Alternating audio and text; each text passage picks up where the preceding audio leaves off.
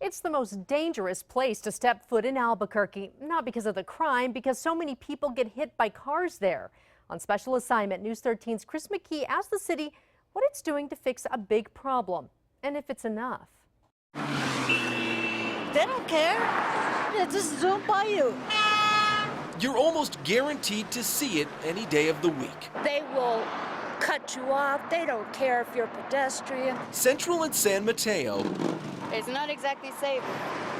has a dangerous problem People don't pay attention. with cars, pedestrians, and bicyclists running into each other. It's pretty crazy. And the numbers back it up. State crash data says at least 25 people were hit in the intersection between 2009 and 2014. 2 people died. In that same time frame, at least 15 bicyclists were hit at Central and San Mateo. The crash numbers are the highest for any intersection in the Albuquerque area. I almost got run over 2 times, so yeah. It's also one of the busiest spots in the city. About 500 people work in nearby offices. There's also Highland High School, a Walmart, Walgreens, and a gas station nearby. 50,000 cars pass through the intersection daily. And it's not just cars. Central and San Mateo are the top 2 public transit corridors in the city, with bus stops on each corner that hundreds of people use every day. About 2,700 people to be exact. People on foot put plenty of blame on bad drivers for speeding and turning in front of people in the crosswalk. You do have to be in a rush most of the time to get across. In just a couple hours, we saw dozens of people rushing to get out of the way of turning cars that are supposed to be waiting for people to cross the street. And by the time you're halfway there, your car's already passing by. But there are also a lot of people on foot breaking the rules, like this guy darting out in front of cars to run across 6 lanes of traffic on Central, or this whole group jaywalking after getting off the bus.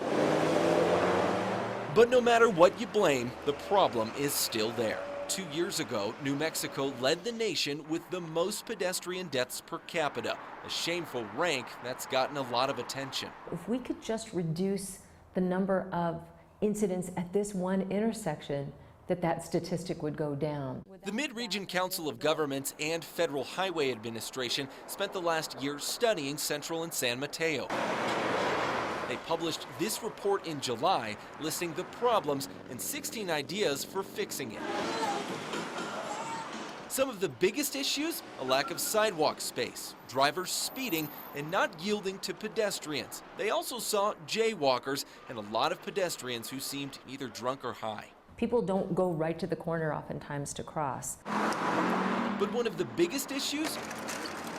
Handicapped people having a hard time crossing. A state office working with the disabled operates nearby.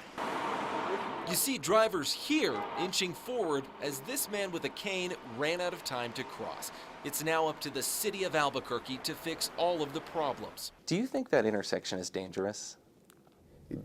It's not as optimally safe as it should be. So it's a different way of saying dangerous, but the accommodations that are there need to be improved. The city says it will fix the intersection in the next year with Albuquerque Rapid Transit, which will put dedicated bus lanes going up Central right through San Mateo. The number one thing is we're going to be widening sidewalks. The plan is to double the width of the sidewalks to 10 feet. They'll also clean up, fix, and line up the crosswalk ramps to help the handicapped, along with adding more walk time to the crossing signals.